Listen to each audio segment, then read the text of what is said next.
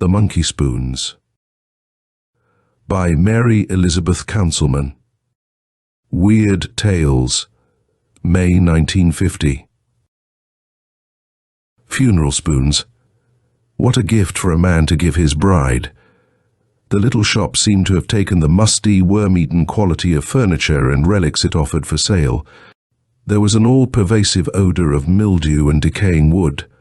Dust motes whirled in a shaft of sunlight as the street door opened, with the hushed tinkle of a bell above the sedate gold letters, Jonathan Sproul, Antiques. The three young people who entered, arm in arm, looked as out of place in such a shop as three children at a board meeting.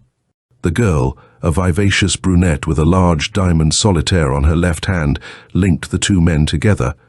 One a tall, easygoing Norse blonde, the other small, wiry and dark, with sensitive features that resembled those of the girl. They stood for a moment, laughing and chattering together, but in lowered tones, somewhat subdued by the atmosphere of the old shop. No, not 3 rings, Bob. Rings are so trite, the girl was protesting. What we want is something unusual, Alan?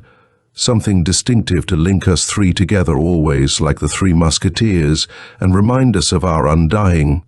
She broke off with a stifled gasp as a stooped, wrinkled gnome of a man, a hunchback, scuttled out from the shadowy recesses at the rear of the place. There was something spider-like about his appearance until he smiled. Large, luminous brown eyes beamed upon each of them in turn. "I overheard," he murmured in a mellow, friendly voice that matched his eyes. "You are looking for some little memento?" His eyes drifted keenly to the girl. "Soon is your wedding day, yes?" He hazarded. "And you and your brother and your fiancé wish to buy some antique curio in revolting term, triplicate, as a bond of love and remembrance?" The trio glanced at one another, jaws dropping. "Why, yes," the girl laughed. "You must be psychic." "Observation, merely observation and deduction." The old proprietor chuckled pleasantly. "I have very little trade here, worse luck, and much time to meditate. Now, what did you have in mind? 3 identical snuff boxes, perhaps? 17th century? Or what about lockets, Renaissance Italian, with your pictures in each? I have some that fold open in 3 sections. 2 of them could be worn as watch fobs, of course." He smiled at the 2 utterly unlike but congenial young men.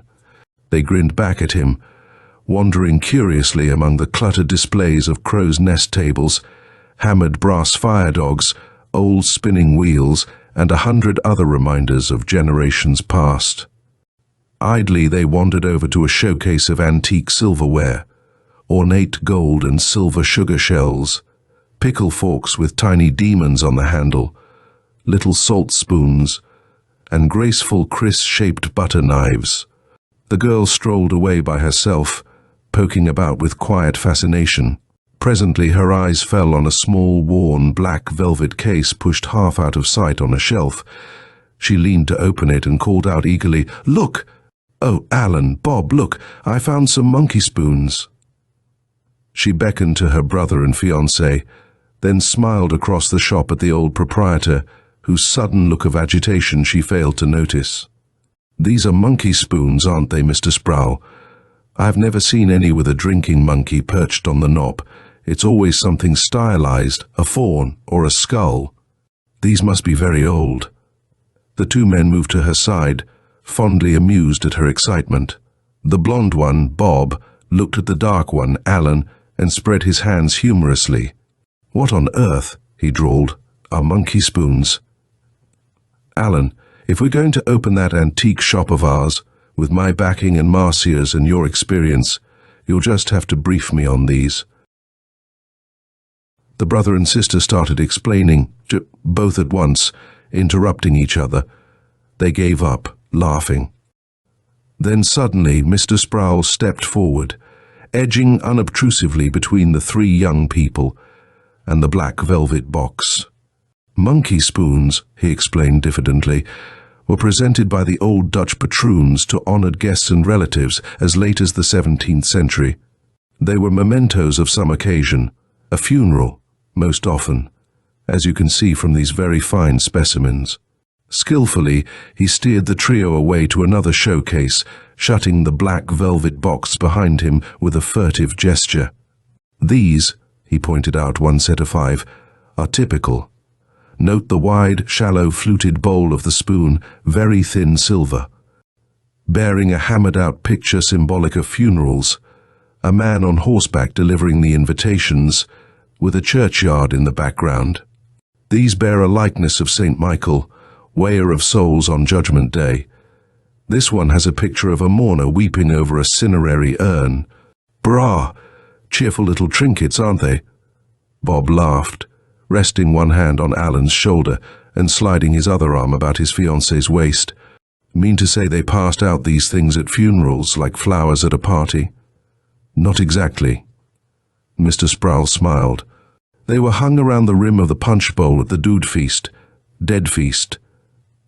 Something like the Irishman's wake. A small silver lozenge, the seal, was always welded at the center of the handle, engraved with the name of the deceased and the dates of his birth and death. The handles are quite slender, as you see.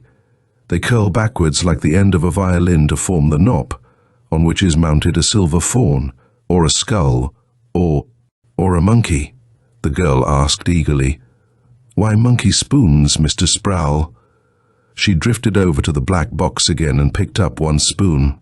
I've always wondered why they're called that. That, the old dealer shrugged his humped shoulders, is an enigma among antique experts. One theory is that the monkey was simply a symbolic invitation to come and be gay at the dude feast. Eat, drink, and be merry, for tomorrow. Zwieging der Monkey was an old Dutch expression meaning to get drunk. Ugh! Marcia's delicate nose wrinkled in distaste. I certainly wouldn't want everybody getting soused at my funeral. They'll just have to sit around and cry soberly, or they'll get no monkey spoons from me. Remember that now, Bob. She laughed and planted a kiss on her fiancé's cheek. Hush! Her brother, the more sensitive of the two men, shuddered visibly. Marcia, don't be so morbid. People shouldn't joke about. Who's morbid? The girl laughed more gaily, winking at Bob. Oh, Alan, you're a sissy. Do come and look at these darling monkey spoons over here. Those with the drinking monkey are very rare, aren't they, Mr. Sproul? There are only 3 of these. Her face lighted, and she whirled about at a sudden idea. Oh, why don't we choose these for our keepsakes? I could have mine made into a scarf pin, Bob. Yours and Alan's could be watch fobs, or you could have them welded on silver cigarette cases. Some old Dutchman's funeral spoons. Wouldn't that be just too gruesome and clever? And, she added eagerly, we can call our antique shop the 3 Spoons, and people will drop in by the droves just to ask us why. Bob, darling, please buy them. Her fiancé grinned at her fondly, winked at her discomforted brother, and reached for his checkbook with a light shrug. All right, my precious, all right. Anything your foolish little heart desires. But funeral spoons, he roared with amusement. What a gift from the groom to the bride. Mr. Sproul, how much are you asking for? He broke off, caught by the expression on the face of the hunchbacked antique dealer. Mr. Sproul looked frightened. There was no mistaking that quiver about his mouth or the agitation in his kindly old eyes. I. Wouldn't you prefer something less expensive? He blurted. Those particular spoons are almost a collector's item. Besides, he added in an oddly loud tone, they are not mine to sell, really. They are not mine. He emphasized the words queerly and glanced toward the dark rear of the shop as though he was speaking for the benefit of some skulking eavesdropper whom they could not see. The former owner, he lowered his voice again in apology, was a Mrs. Havisham, an elderly widow. Her heirs have not yet been located. She died intestate about a month ago, shortly after buying the set of 4 monkey spoons at an auction. She kept 1 spoon and left 3 of them with me to sell for her at a profit. Merely as her agent, he emphasized sharply, with another odd glance toward a particularly dark corner. She kept a fourth spoon, not wanting to part with her entire collection. She was asphyxiated in her garage, he added with apparent irrelevance. Carbon monoxide gas from her car. An accidental death, of course, he said quickly, again with that nervous glance into the shadows. The girl Marcia, her fiancé Bob, and her brother Alan looked at one another significantly. The old hunchback was certainly peculiar, to say the least. A borderline mental case, Bob's raised eyebrows suggested. With a glance at his fiancée's disappointed expression, he became brisk and businesslike. Well, you have the legal right to sell the spoons, though, and collect your commission, he pointed out shrewdly. How much? $500, Mr. Sproul murmured, then added with a manner of pleading. That's exorbitant, of course, and I can find you something much more attractive for the price. Exorbitant, you can say that again. For 3 little spoons? The blond young man whistled good-humoredly, but uncapped his fountain pen. That's $500 apiece, Mr. Sproul said hurriedly, for each spoon. Now I'm sure you wouldn't care to pay so much for a whim. Let me just show you. Bob set his jaw stubbornly, giving the old dealer an oblique look. Mr. Sproul, don't you want to make this sale? Look, if you're trying to run up the price, he snapped, just because my fiancée has taken such a fancy to. He broke off, grinned abruptly, and spread his hands in rueful defeat. All right, you old pirate, $1,500 it is. He smiled indulgently at the girl beside him who was shaking her head violently. If it's something you really want, darling, you shall have it. Old Mr. Sproul sighed deeply, with a tone of resignation rather than of satisfaction. The price, he said heavily, is $500 for the set if you insist on buying it. But I must tell you this, although I am sure you young people will laugh at me or perhaps be even more intrigued by these devilish spoons, you see, Mr. Sproul gulped.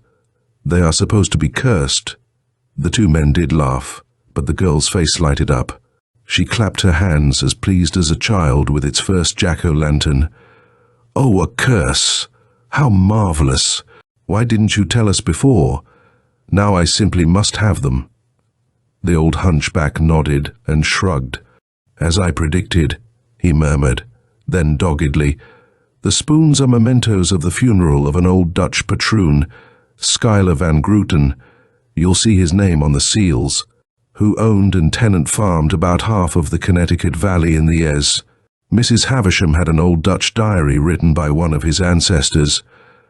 I was able to translate only a few pages when I called at her home, but it seems there were 13 spoons originally.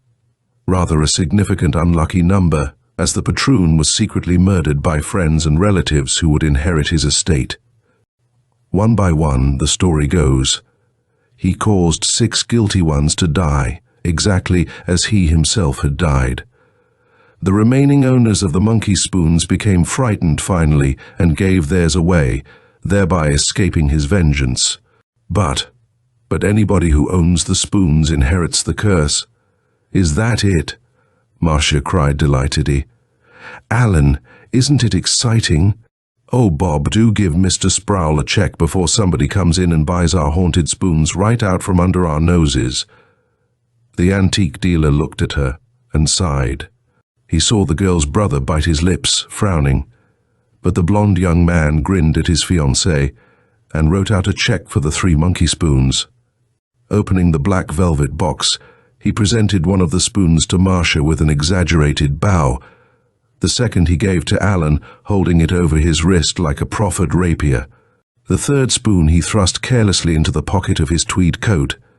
Then, laughing at his horseplay, Marcia offered an arm to each of the 2 young men, and they marched out together, whistling in harmony, into the sunlit street.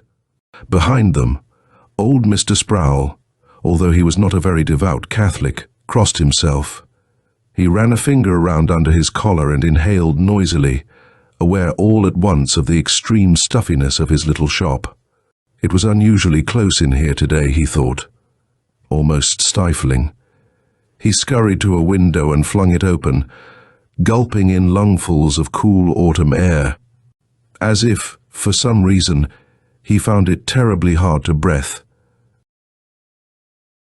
It was almost closing time, about a week later, when the bell over his door tinkled again, and two of the attractive young threesome walked into his shop. Mr. Sproul scuttled forward to meet them, beaming in recognition, but his smile faded at sight of the grim expression on the blond man's face, and the stunned, swollen-eyed look of the pretty girl. She had been crying, the old dealer saw, and Bob, her fiancé, was tight-lipped and cold with anger. "Yes?" Mr. Sproul murmured hesitantly.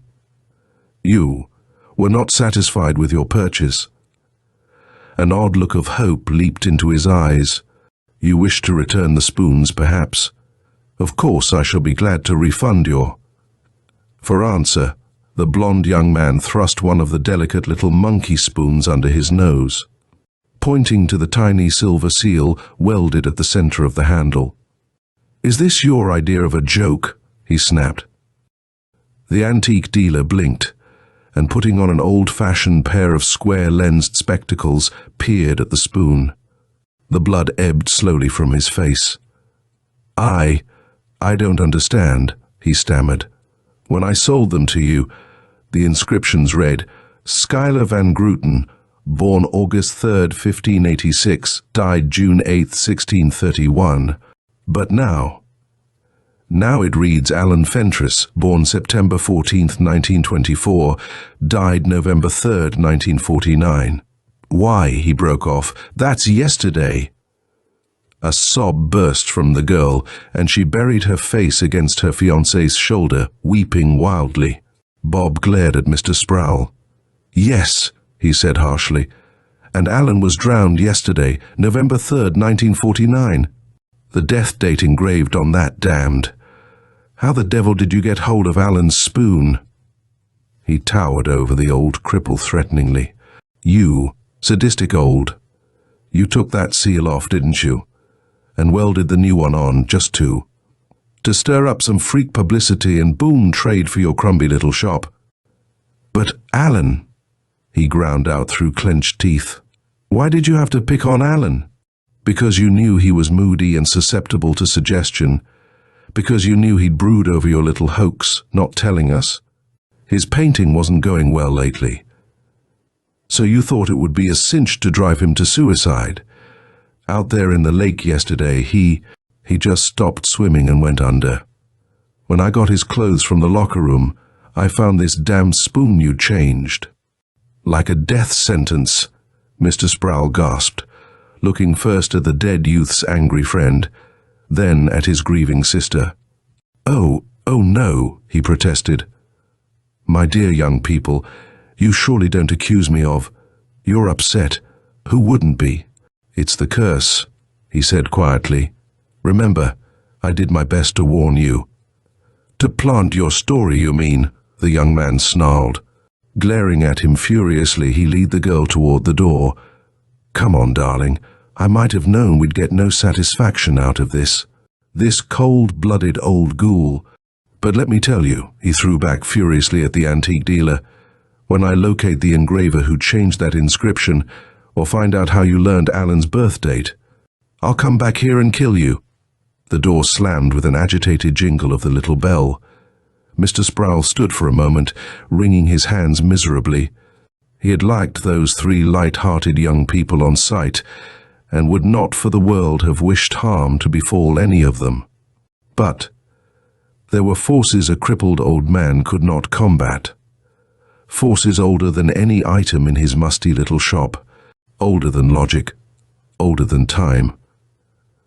"Oh, dear heaven," the hunchback moaned. "Why didn't I tell them to give those other two spoons away? Melt them down, bury them, anything. If that diary had only told how Van Grooten died, perhaps I could have warned them to avoid. But they were only hints. The writer never did come out and say, 'But that young man is intelligent. Perhaps he could come to some conclusion that I've missed. He turned and ran for the telephone directory, leafing through it hastily to find the names Fentress or Milam, the signature on the young man's check. For an hour he clung to the phone, calling every Fentress and Milam in the book, but there was no Robert Milam. Mr. Sproul tried the hotels, then the funeral homes to trace the dead brother, Alan. Finally he hung up, defeated, concluding that they were all from out of town. He sat staring at the telephone then, wringing his wrinkled old hands in the helpless anguish of one who can only wait. Wait for disaster. But the period of waiting was not long. 3 days later, just at noon, the doorbell tinkled again. Mr. Sproul looked up from a 6-branched candelabra he was polishing to see a disheveled figure swaying a few feet from him. It was Bob Milam, his face drawn and covered with a stubble of beard, his eyes bloodshot and puffy from drinking. In his hand he held an ugly little automatic. Mr. Sproul caught his breath and stood very still. Then, despite his own fear, he burst out, "Oh, my poor young friend. The second spoon? Your fiancé?" The blond man's mouth twisted with pain and bitterness. For reply, he flung another of the monkey spoons at the old dealer's feet. Mr. Sproul stooped to pick it up. He paled and nodded. The tiny oval seal on the handle was engraved to read, Marcia Fentress, born April 17th, 1927, died November 6th, 1949. At the old man's nod, Bob's eyes narrowed. He said not a word, but the ominous click of the safety catch on his gun was eloquent enough. Yet there was more pity than terror in Mr. Sproul's face. "Oh." His murmur of shocked sympathy had a genuine ring. How did she? "My fiancée," the young man grated bitterly, "was terribly grief-stricken at her brother's death. You figured on that too, didn't you? You insane, twisted." His voice broke on a sob of impotent rage. "Alan and Marcia were inseparable. We three were, in fact. Marcia couldn't sleep, so last night she took a big dose of sleeping pills. While..." He gulped, then plunged on miserably. "While she was drugged, a very large beauty pillow on her bed fell over her face somehow. It wasn't the sleeping pills, smothered to death. The coroner called it an accident." He lashed out. "But I call it murder. You murdered Alan too. I can't prove it, but I surely as hell can." With a sob, he leveled the gun at the old antique dealer's heart, his mouth working with hate and grief.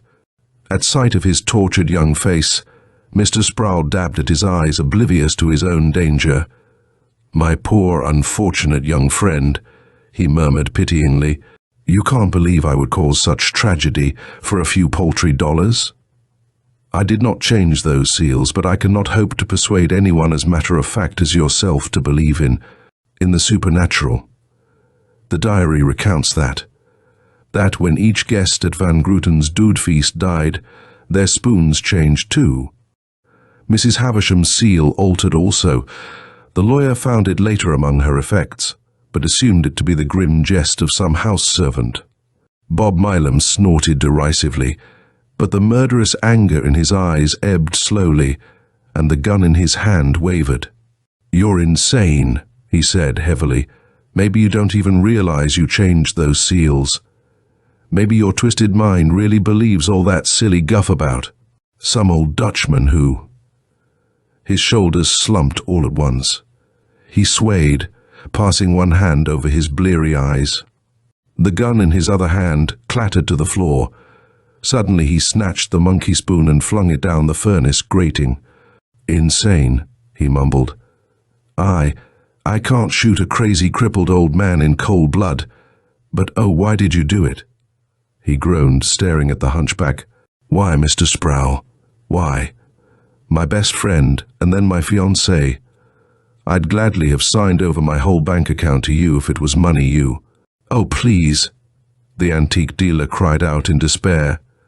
You must believe that I had no part in. I tried to phone you to warn you. Tried to figure out the manner of death so you could avoid. But they all died so differently.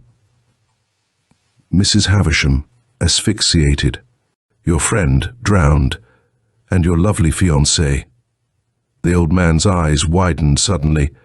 Ah, now I understand. It's true, it all ties together. Listen to me. Bob Milam had turned unsteadily toward the door, but Mr. Sproul sidled after him like a small, persistent crab and seized him by the arm. No, wait. You must listen, he gasped. The diary mentioned that Schuyler Van Grooten was subject to sleeping fits, a cataleptic. His intimate friends and relatives must have known that, but they... Wait, he begged. Your monkey spoon, where is it? You must give it away. At once, the old dealer insisted excitedly. To some impersonal agency. The scrap metal drive, yes, that's it. Get it out of your possession or you too will. So much hate, such hunger for revenge hovers about them. Like a piece of metal that has been magnetized, they can actually draw disaster to anyone who... But at that moment, the blond young man jerked his arm loose and plunged out into the street, wanting only to get away from this crazy old man who had caused him so much grief in the space of a few short days. Mr. Sproul pattered after him, calling excitedly for him to wait. But by the time he reached the curb, Bob Milam had whistled down a passing cab and was climbing into it. The old hunchback hurried to the curb and strained to catch the address. But the young man was only telling the driver wearily, "Drive around. Just drive. Anywhere. I don't care." The antique dealer's arms dropped to his sides limply in defeat.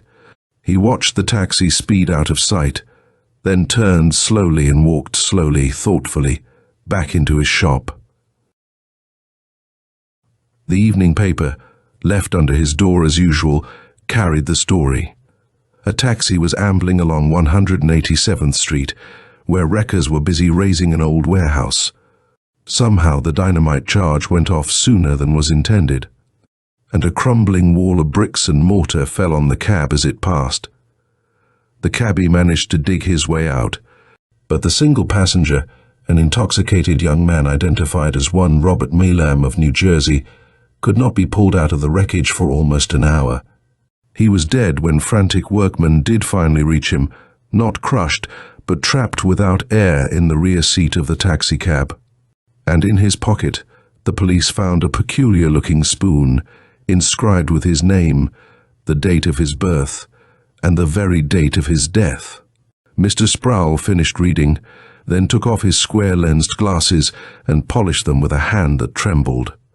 There was nothing, he mused philosophically, really nothing at all that he could have done to save those three nice young people, who had all three died the same way, fighting for breath, smothered to death by one agency or another, just exactly as Mrs. Havisham had died, in her exhaust-filled garage. And just as, centuries ago, an old Dutch patroon, one Schuyler Van Grooten, had died, clawing and screaming and gasping for breath in his coffin, awakened from one of his cataleptic trances to find that his greedy heirs had deliberately buried him alive. End of The Monkey Spoons by Mary Elizabeth Counselman.